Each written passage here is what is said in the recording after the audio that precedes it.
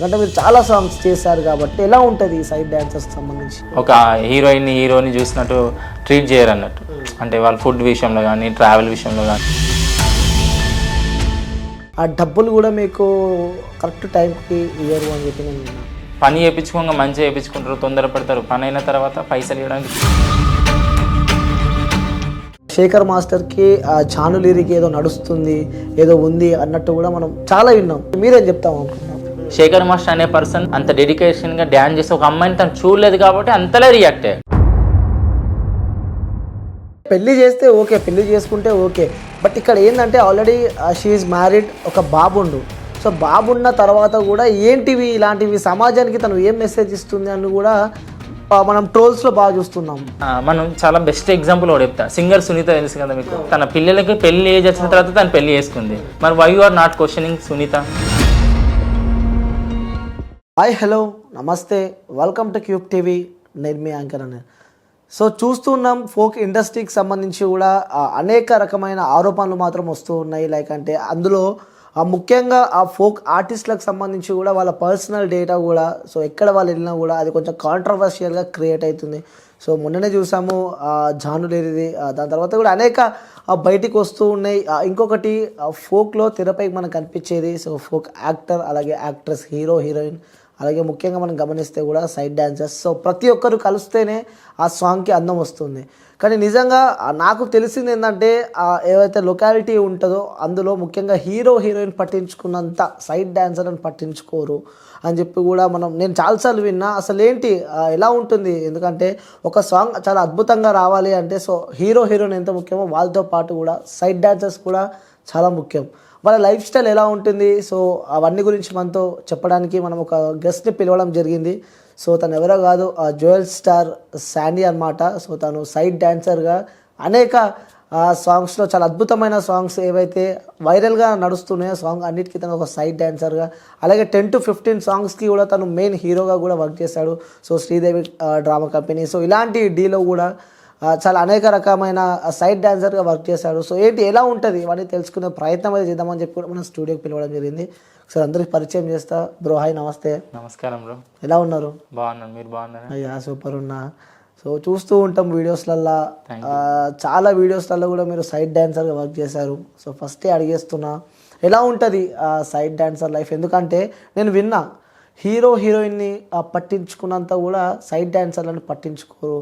So ఏదైనా shoot జరిగే వరకే వాళ్ళకి వాల్యూ ఉంటుంది, తర్వాత వాళ్ళని ఎక్కడో డ్రాప్ చేసి వెళ్ళిపోతారు అని చెప్పి ఇవన్నీ నేను విన్నా. ఎందుకంటే మీరు చాలా సాంగ్స్ చేశారు కాబట్టి, సో చాలా టాప్ సాంగ్స్ చేశారు కాబట్టి ఎలా ఉంటుంది ఈ సైడ్ డాన్సర్స్కి సంబంధించి? నిజమే మీరు చెప్పింది. అంటే ఫోక్ ఇండస్ట్రీ అంటే చిన్న ఇండస్ట్రీ, అంత పెద్ద ఇండస్ట్రీ కాదు. యూట్యూబ్లో ఇన్కమ్ని బట్టి సాంగ్స్ కానీ ఇంకా షార్ట్ ఫిలిమ్స్ కానీ వెబ్ సిరీస్ కానీ ఇలాంటివి తీస్తారు. సో అదే బడ్జెట్లో మేము కూడా వేస్తాం. అంటే 1000 to 10,000, 15,000, 20,000 కూడా తీసుకునే వాళ్ళు ఉన్నారు ఫోక్లో. బట్ ఒక డ్యాన్సర్ అనేది ఒక 4 ఆర్టిస్టులు ఎక్కువ, డ్యాన్సర్ అనే వాళ్ళు ఎక్కువ మంది ఉంటారు కాబట్టి పేమెంట్ తక్కువ ఉంటుంది.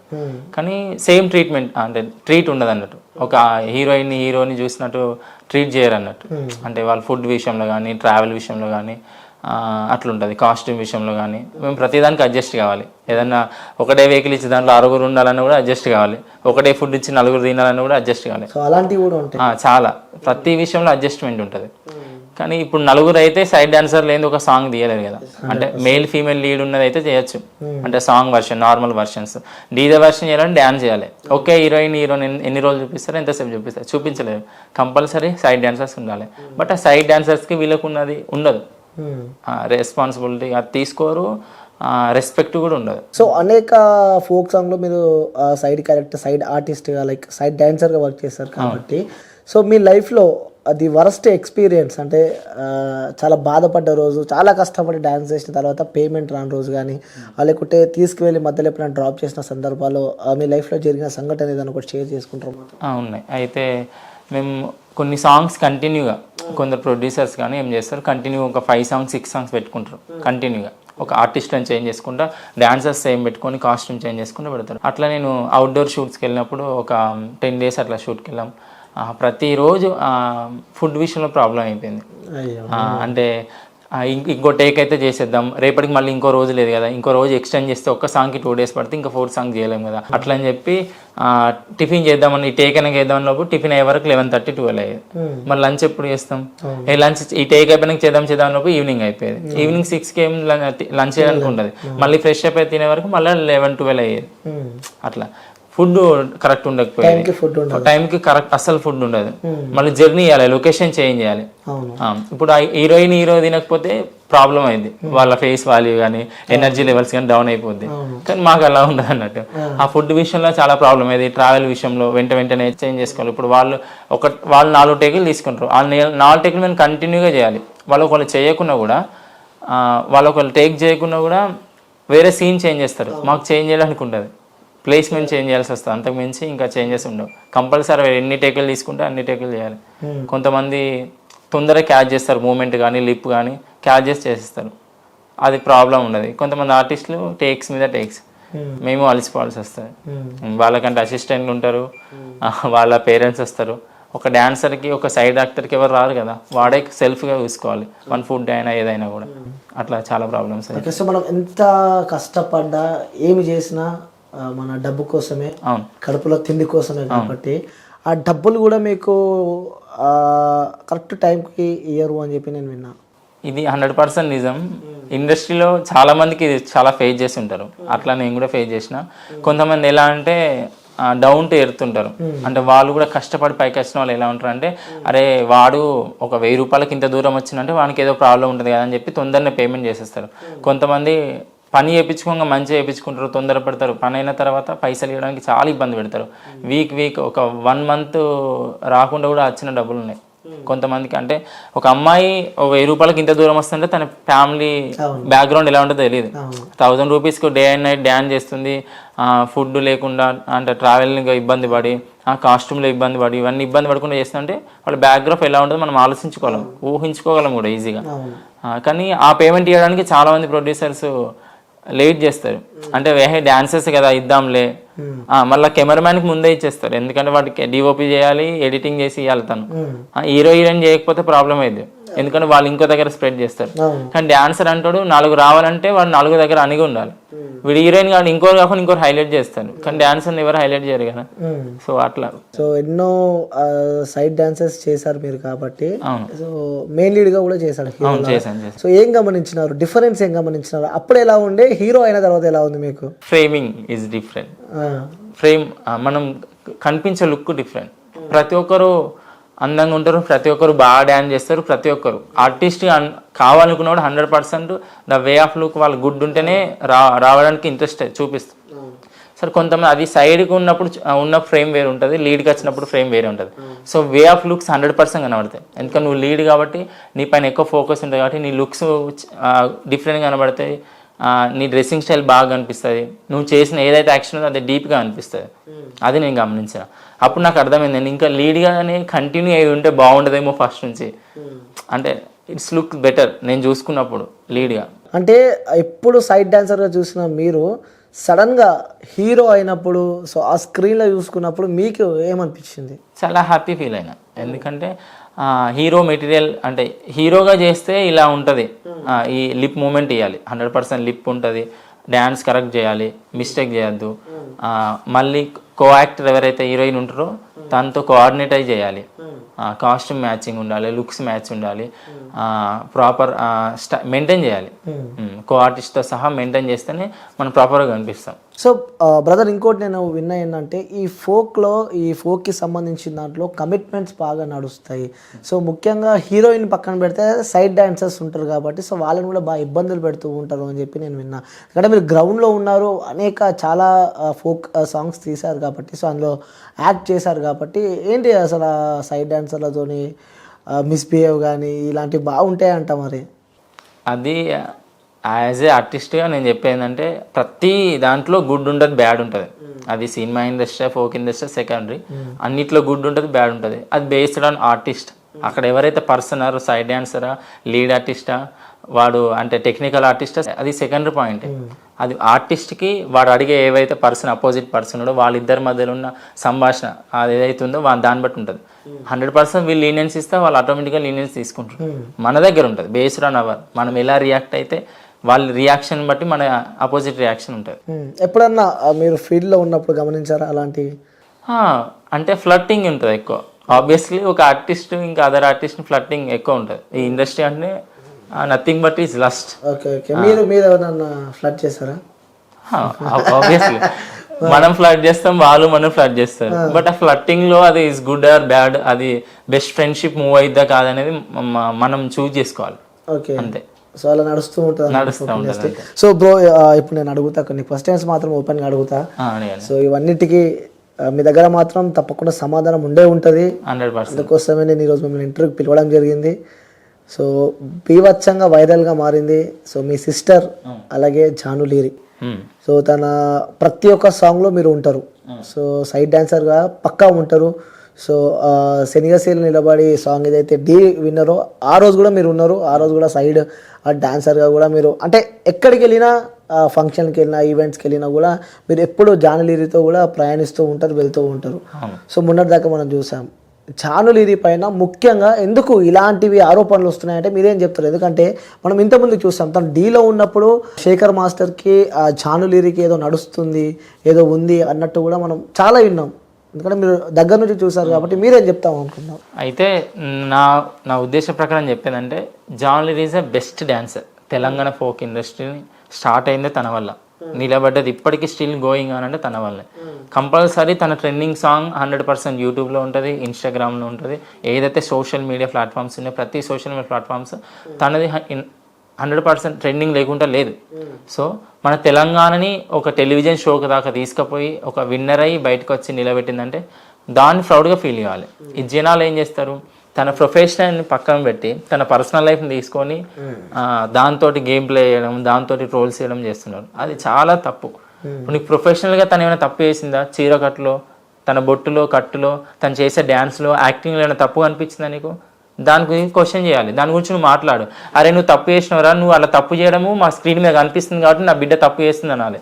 నువ్వు తప్పుగా డ్రెస్సింగ్ స్టైల్ వేసుకున్నావు కాబట్టి నా బిడ్డ అలానే వేసుకుని నేను ఫాలో అవుతుంది, అది తప్పని అనాలి. కానీ తన పర్సనల్ లైఫ్ తన ఇష్టం కదా.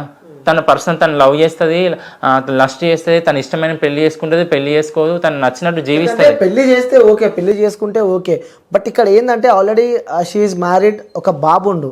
సో బాబున్న తర్వాత కూడా ఏంటివి ఇలాంటివి సమాజానికి తను ఏం మెసేజ్ ఇస్తుంది అని కూడా మనం ట్రోల్స్లో బాగా చూస్తున్నాం. సమాజానికి చాలా మంది ఆర్టిస్టులు ఉన్నారు. మనం చాలా బెస్ట్ ఎగ్జాంపుల్ కూడా చెప్తా. సింగర్ సునీత తెలుసు కదా మీకు ఇండస్ట్రీలో. తను చాలా తన పిల్లలకి పెళ్లి ఏజ్ వచ్చిన తర్వాత తను పెళ్లి చేసుకుంది. మరి why you are not questioning Sunitha? అట్లా ఎందుకు? రీసెంట్ గా సమంత నాగ చైతన్య ఉన్నారు, వాళ్ళు ఎంత పెద్ద ఆర్టిస్టులు. వాళ్ళు కూడా అంటే సోషల్ మీడియా ప్రకారం వాళ్ళు కూడా డైవర్స్ తీసుకున్నారు. ఎంతో మంది ఉన్నారు ఆర్టిస్టులు. తినే ఎందుకు అనిపిస్తుంది అంటే శేఖర్ మాస్టర్ వర్సెస్ జాను లీరి అని వచ్చినప్పుడు ఎటువంటి స్పందించని జాను లీరి. సో రీసెంట్గా సెకండ్ పెళ్లి అనే ఒక టాపిక్ మీద వెంటనే స్పందించింది. సో ఒక అమ్మాయి జీవితాన్ని ఆగం చేస్తున్నారు ఏందని చెప్పి కూడా కొన్ని ఇన్స్టాగ్రామ్లో పోస్ట్ కూడా వైరల్ అయినాయి. దాని తర్వాత అది డిలీట్ చేయడం జరిగింది. అంటే అప్పుడు స్పందించని జాను లీరి ఇప్పుడు ఎందుకు స్పందిస్తుంది అని చెప్పి కూడా క్వశ్చన్ మార్క్ వస్తుంది. జాను లీరి ఏం తప్పు చేయలేదు, అప్పుడే స్పందించవచ్చు కదా. సో శేఖర్ మాస్టర్ జాను లీరి అని చెప్పి కూడా పెద్ద ఎత్తున చర్చలు నడిచినాయి. ఆ ట్రోల్స్ ఇన్స్టాగ్రామ్ లో మీమ్స్ కానీ ఎక్కడ చూసినా వాళ్ళిద్దరువే. శేఖర్ మాస్టర్ స్పందించింది కదా, జాను లీరి కాదు. శేఖర్ మాస్టర్ స్పందించిన సోషల్ మీడియాలో న్యూస్ లో కూడా వచ్చింది. జాను లీరి అని జాను లీరి గారికి శేఖర్ మాస్టర్ గారికి ఇద్దరి మధ్యలో ఎలాంటి సంబంధాలు లేదు, డ్యాన్స్ తప్ప. మా ఇద్దరి మధ్య నేను ఒక జడ్జిగా తను ఒక ఆర్టిస్ట్గా పార్టిసిపేషన్ చేయడం తప్ప ఎలాంటి సంబంధాలు లేదు అని చెప్పి తను సోషల్ మీడియాలో చెప్పింది కదా. ఆ న్యూస్ కూడా వచ్చింది. జాను లీరి కూడా రెస్పాండ్ అయింది. ఇలాంటిది ఏం లేదు, తన స్టోరీ పెట్టింది ఇన్స్టాగ్రామ్లో. ఇంకా అంతకుమించి ఏముంది? ఇప్పుడు ఈడ ట్రోల్స్ చేసి నువ్వు చూస్తే నమ్మాలి. చూసి నీకు కనిపిస్తుందా, స్క్రీన్ మీద కనిపించిందా, మీద వాళ్ళిద్దరి మధ్యలో ఏమన్నా కెమిస్ట్రీ కనిపించిందా, వాళ్ళిద్దరి మధ్యలో ఏమైనా అండర్స్టాండింగ్ కనిపించిందా, వాళ్ళిద్దరి మధ్య ఏమైనా సీన్స్ ఉన్నాయా, క్లిప్స్ ఉన్నాయా? ఏం లేవు కదా. ఎందుకు? మాటను బట్టి జస్ట్ తను ఒక జడ్జిగా జడ్జి చేసిన దాన్ని బట్టి మాత్రమే ఆ మనిషి మధ్యలో రిలేషన్షిప్ ఉందని చెప్పడం చాలా తప్పు కదా. అదే ఇప్పుడు సోషల్ మీడియా చూసే నువ్వు స్క్రీన్ ముందు చూడలేదు, స్క్రీన్ ముందు ఉన్నోడే చెప్పట్లేదు కదా. ఇప్పుడు నువ్వు తప్పని నేను ఒక తమ్మునిగా ఒక బ్రదర్గా చాలా మంది ఆర్టిస్టులు చూస్తారు కదా. ఇప్పుడు రెగ్యులర్గా తన లైఫ్లో తిరిగేటోళ్ళు మరి వాళ్ళు అయితే క్వశ్చన్ చేస్తారు, అక్క నీకు ఒక కొడుకున్నాడు, నీకు పెళ్ళయింది, నువ్వు ఒక బాధ్యత గల ఉండాలి, నీకు ఒక ఫ్యామిలీ ఉంది, ఉన్నాక కూడా ఒక సెలబ్రిటీతో ఎలాంటి రిలేషన్షిప్ ఎందుకు పెట్టుకుంటాను క్వశ్చన్ చేస్తారు కదా. ఒక్కటి కాకుండా ఇంకోటి క్వశ్చన్ చేస్తారు. డౌట్ వచ్చిందా వాళ్ళిద్దరి మధ్య? రాలేదు కదా. జానులీరి గారితో ఈ ఇష్యూ గురించి, ఎందుకంటే మీ పక్కనే ఉంటది కాబట్టి ఇట్లా ఈ మీమ్స్ వస్తున్నాయి మీ మీద అని చెప్పి రాలేదు. ఇప్పుడు అయితే నిజంగా అయితే అందరు స్పందించేవాళ్ళు కదా. నిజమే, ఇది నిజమే, ఒకరు కాకుండా ఒకరు. ఇప్పుడు రీసెంట్ గా సింగర్స్ గురించి ఒక షో జరిగింది, super singers.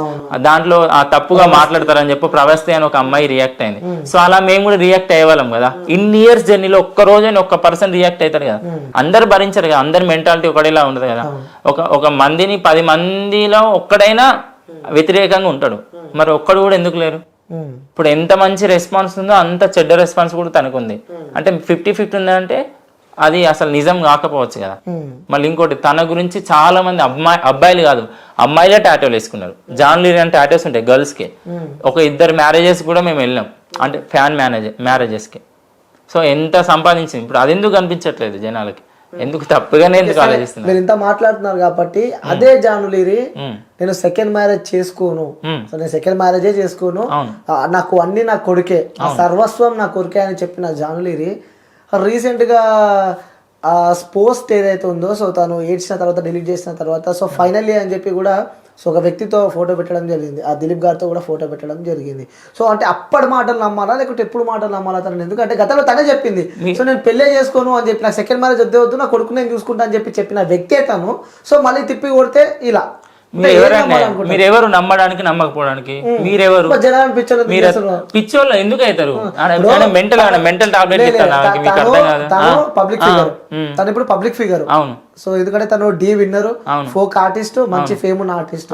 So public attraction మొత్తం వాళ్ళపై ఉంటుంది, ఎందుకంటే వాళ్ళు అభిమానిస్తారు కాబట్టి. సో వాళ్ళకు ఉంటుంది, నాకు ఇష్టమైన హీరోయిన్ ఏం చేస్తుంది, నాకు ఇష్టమైన యాక్టర్ ఏం చేస్తుంది అని చెప్పి కూడా ఉంటది వాళ్ళకి. దాని గురించి అడగడం జరుగుతుంది. తన ఇష్టం కదా, తన పర్సనల్ లైఫ్. నేను ఇప్పుడు చేసుకుంటాను, ఇప్పుడు చేసుకున్నది. ఇప్పుడు ఒక బిగ్ ఆఫర్ వస్తుంది, ఇంకో నార్మల్ ఆఫర్ ఉంటుంది. నార్మల్ ఆఫర్ గురించి ఎవడు పట్టించుకోడు, ఎందుకంటే అక్కడి నుంచే స్టార్ట్ అయింది. తను బిగ్ ఆఫర్ గురించి పట్టించుకోడు. ఇది కూడా అంతే, పెళ్లి అనేది బిగ్ టాపిక్, దాని గురించి పట్టించుకుంటారు. తన డీల్ ఎంత స్ట్రగుల్ అయింది, తన ఫ్యామిలీ ఎంత స్ట్రగుల్ అయింది, కొడుకు కోసం ఎంత స్ట్రగుల్ అయింది, ఎందుకు పట్టించుకుంటారు? అది కూడా కరెక్ట్, మీరు చెప్పింది 100% యాక్సెప్టెడ్. దాని గురించి కూడా మీరు డిస్కషన్ చేయాలి. ఇప్పుడు ఒక మంచి లైఫ్ స్టార్ట్ చేస్తుంది, మంచిగా ఉండాలి, తన కొడుకు కోసము, తన ఫ్యామిలీ కోసం, ఫ్యూచర్ కోసం.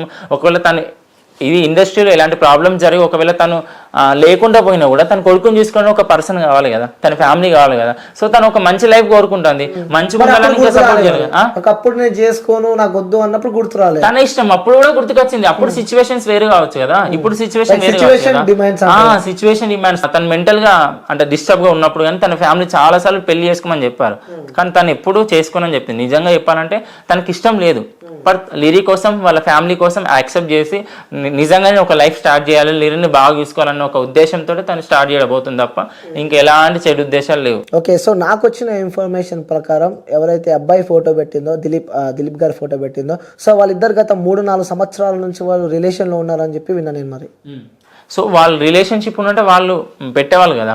ఇప్పుడు వాళ్ళు they don't want to spread. నిజంగా రిలేషన్షిప్ లో ఉన్నారా? ఉన్నారు, లేరని నేను చెప్పలేను, ఎందుకంటే మీరు పక్కన ఉన్న వ్యక్తులు కాబట్టి, సో మీరు చూసిన వ్యక్తులు కాబట్టి. సో కొన్ని ఫొటోస్ చూశాను రీసెంట్ గా, వాళ్ళ పిక్ ఏదైతే వైరల్ అయిందో, దిలీప్ గారితో తను హ్యాండ్ రేస్ దిగిన ఫోటో ఏదైతే వైరల్ అయిందో, సో అదే సందర్భాలలో అదే పెళ్లిలో ఆ ఫోటోలో గడ్డం రాజు గారు పెట్టినట్టున్నారు ఇన్స్టాలో మేబీ ఆ ఫోటో, అందులో మీరు కూడా ఉన్నారు. అలా సెల్ఫీ తీసిన వ్యక్తులు కూడా మీరే ఉన్నారు కాబట్టి. సో అప్పటికి మీకు తెలీదా? తెలుసు, రిలేషన్ ఉన్నారని చెప్పి తెలుసు. రిలేషన్ కాదు, దే హ్యావ్ పాజిటివ్ వైబ్స్. ఇద్దరి మధ్యలో ఒక మంచి గుడ్ ఫ్రెండ్షిప్, గుడ్ బాండింగ్ అవుతుంది. పెళ్లి బాండింగ్ అనేది ఇప్పుడు వాళ్ళు పర్సనల్ గా పోస్ట్ చేయాలి. నిజం చెప్పాలి, నిజమే చెప్పేది. ఇప్పుడు నేను ఎందుకు చెప్పాలి? నేను కాదు కదా person, I'm not the person, I'm not the lead person. నేను కాదు చెప్పేది, నేను ఎక్స్ప్లోర్ చేయకూడదు. రిలేషన్షిప్ లో ఉన్నారా లేరా? 3 years ఇన్ని ఇయర్స్ అని నేనైతే చెప్పలేను, బట్ వాళ్ళ మధ్యలో అయితే బాండింగ్ ఉంది, వాళ్ళ మధ్యలో అయితే ఫ్రెండ్షిప్ ఉంది, వాళ్ళ మధ్యలో అయితే they know each other what they are అనేది అంతే. సో వాళ్ళతో పాటు ట్రిప్స్ కి కూడా మీరు బాగా వెళ్తుండే వాళ్ళంటే? ట్రిప్స్ ఏం లేదు, ఎక్కడ వెళ్ళింది ఏం లేదు. వెళ్ళలే నిజం చెప్పాలి. నిజమే.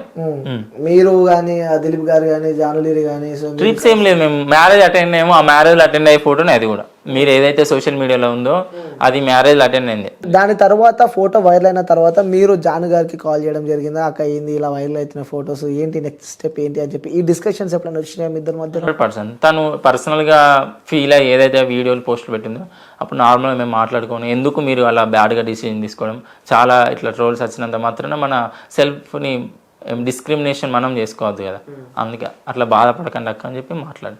రైట్. అంటే మీరు దగ్గర నుంచి చూసిన వ్యక్తులుగా సో జానులీరి గురించి కూడా బీభత్సంగా ట్రోల్స్ అలాగే మీమ్స్ నడుస్తున్నాయి కదా, సో చూసే ప్రేక్షకులకి వాళ్ళందరికీ మీరు సమాధానం ఇవ్వాలంటే వాళ్ళకి చెప్పాలి అంటే ఏం చెప్తారు? వాళ్ళకి ఏం చెప్పాలంటే ఇప్పుడు ఒక మంచి సామెత ఉంటుంది, don't judge by book its cover page అని. అది 100% తనకు సూట్ అవుతుంది. తను పర్సనల్గా చాలా వెరీ గుడ్ గర్ల్, అంటే చాలా జోయల్గా ఉంటుంది, అందరితోటి ఫ్రీగా ఉంటుంది.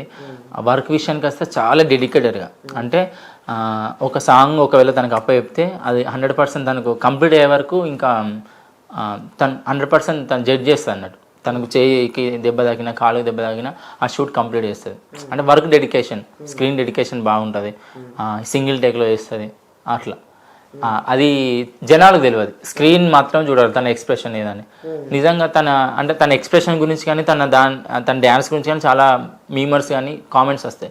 ఇప్పుడు ఒక పర్సన్ ఒక 5-6 years నుంచి కంటిన్యూ చేస్తే దాన్ని నిజంగా నీకు రెగ్యులర్గా అనిపిస్తుంది. వాడు అందంగా తయారైనా, వాడు తెల్లగైనా దొడ్డైనా లావైనా సన్నగా ఉన్న ఎట్లున్నా కూడా వానికి చేంజెస్ కనిపించవు. అట్లనే ఉన్నారా అని అంటారు. కొత్తగా చూస్తే మనకి చేంజెస్ కనిపిస్తుంది. అదే డీలే జరిగింది కూడా అదే. శేఖర్ మాస్టర్ అనే పర్సన్ తను యూట్యూబ్ వరకే చూస్తాడు, రియల్ గా స్టేజ్ మీద ఎప్పుడు చూడలేదు, ఫోక్ని ఎప్పుడు చూడలేదు. రియల్ గా అంతే మంచి ఎక్స్ప్రెసివ్ ఇచ్చి అంత డెడికేషన్ గా డాన్స్ చేసి ఒక అమ్మాయిని తను చూడలేదు కాబట్టి అంతలా రియాక్ట్ అయ్యాడు. రెగ్యులర్ గా చూస్తున్నాడు, డైలీ తన చాటే, తనతోనే తన రీల్సే, తన ఇన్స్టాగ్రామ్, తన యూట్యూబే చూసి అలవాటు అయింది కాబట్టి సేమ్ ఎక్స్ప్రెషన్ అని పెడుతున్నావు. నువ్వు సడన్ గా చూసేవానికి తను హైలైట్ గా అనిపిస్తుంది, రెగ్యులర్ గా చూసేవానికి తను నార్మల్ గా కనిపించవచ్చు. తను ఒకటేసారి చూసేవానికి రియల్గా తన హైలైట్ పర్సన్ కాబట్టి తను హైలైట్ అయింది, హైలైట్స్లో ఉన్నదంట నేను. సో జానులీరి గారి రెమ్యునరేషన్ ఎంత వరకు ఉంటుంది అనుకోవచ్చు? I can't say seriously. Figure చెప్పొచ్చు కదా, ఫిగర్? No not. తను అది పర్సనల్. ఉండొచ్చా 1 lakh వరకు? నో అంతా ఏమి ఉండకపోవచ్చు. 50 అంతా కూడా నేను చెప్పను, ఎందుకంటే ఒక్కొక్క షూట్ ఒక్కొక్కలా ఉంటుంది, ఒక్కొక్క ఈవెంట్ ఒకలా ఉంటుంది. స్టార్టింగ్ తనతో మీరు వర్క్ చేస్తారు కాబట్టి స్టార్టింగ్ రెమ్యునరేషన్ ఎంత ఉండే? స్టార్టింగ్ తను దాండి చేసేటప్పుడు తను 1500, తను 1000 రూపీస్. ఇప్పుడు thousands లో ఉంటుంది.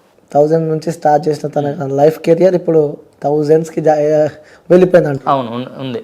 ఓకే. సో డాన్సర్స్కి నిజంగా చెప్పాలి అంటే వాళ్ళకి ఫిట్నెస్ చాలా ముఖ్యం. సో వాళ్ళకి డాన్స్ చేసే సందర్భాలలో కానీ మీరు ఎప్పుడన్నా డిఫరెంట్ స్టెప్స్ వేసే సందర్భంలో మీకు ఎప్పుడైనా లైక్ అంటే ఒక సాంగ్ జరుగుతున్నప్పుడు మీకు ఎప్పుడన్నా లెగ్ ఫ్రాక్చర్ కానీ ఇలాంటివి జరిగినాయి మీకు ఎప్పుడైనా? నాకంటే ఏం జరగలేదు.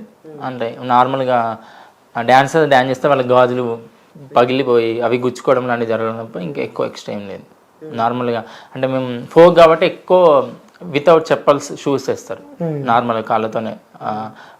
రాళ్ళలో వేసేటప్పుడు రాళ్ళు గుచ్చుకోవడం, అట్లా బెనికితే కింద పడడం. ఫ్రాక్చర్లు అంటే ఏం జరగలేదు కానీ బెనికడాలు ఇట్లా నొప్పి కొద్దిసేపు. సో ఒక సాడ్ డాన్సర్గా స్టార్ట్ చేస్తే మీ కెరియర్ ఇప్పుడు మెయిన్ లీడ్ చేశారు ఫోక్ ఆర్టిస్ట్గా. సో కొన్ని సినిమాస్ కూడా మీరు చేశారని చెప్పి నేను విన్నా. సో నెక్స్ట్ ఇన్ కేస్ ఏం కావాలనుకుంటున్నాం, లైక్ అంటే మీ కోరిక, ప్రతి ఒక్కరికి ఒక కోరిక ఉంటుంది కాబట్టి, సో మీ కోరిక ఏంటి, మీ డ్రీమ్ ఏంటి, ఏం కావాలనుకుంటున్నారు మీరు?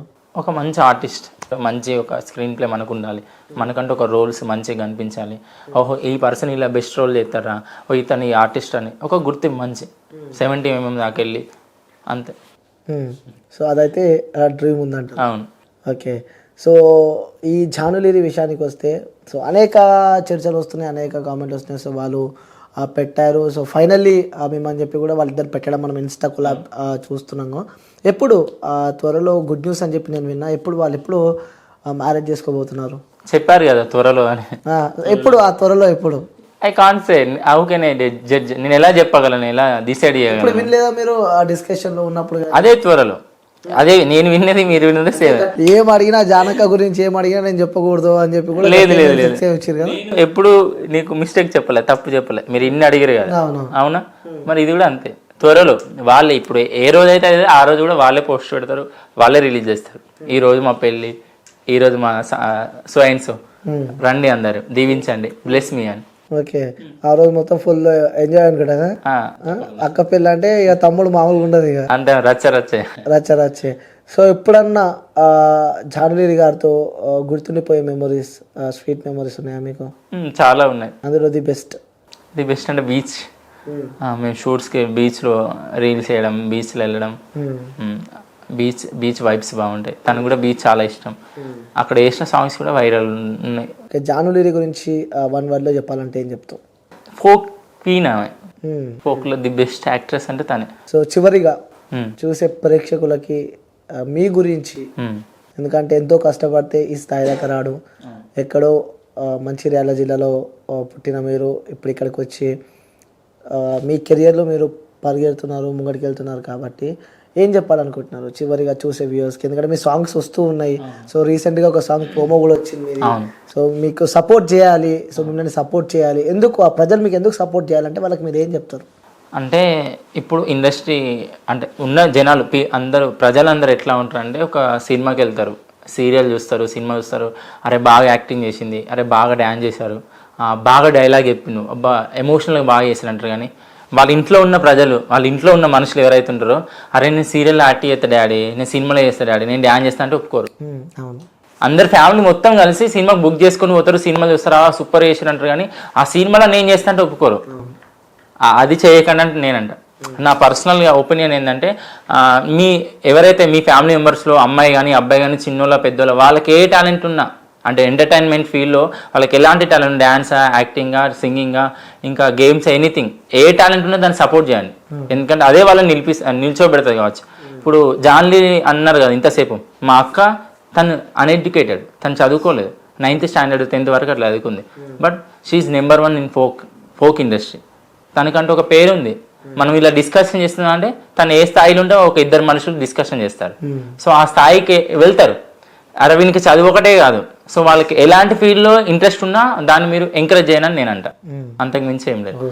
సో నన్ను నా ఫ్యామిలీ ఎంకరేజ్ చేస్తుంది, నా ఫ్రెండ్స్ ఎంకరేజ్ చేస్తున్నారు, కాబట్టి I'm in this stage. So మనస్ఫూర్తిగా కోరుకుంటున్నా ఇంకా ఎదగాలి, ఇంకా అనేక సినిమా రంగంలో మీరు ఏదైతే అనుకుంటున్నారో 70mm మీరు కనిపించాలని చెప్పి కూడా మనస్ఫూర్తిగా కోరుకుంటున్నా. Thank you. సో అప్కమింగ్ కూడా మంచి ప్రాజెక్ట్స్ రావాలి. సో మీరు కూడా మీ సిస్టర్, మీ అక్కలాగా ఎదగాలి అని చెప్పి, అక్క కానీ ఇంకా ఎదగాలని చెప్పి కూడా మనస్ఫూర్తిగా కోరుకుంటున్నా. So thank you bro, thank you so much.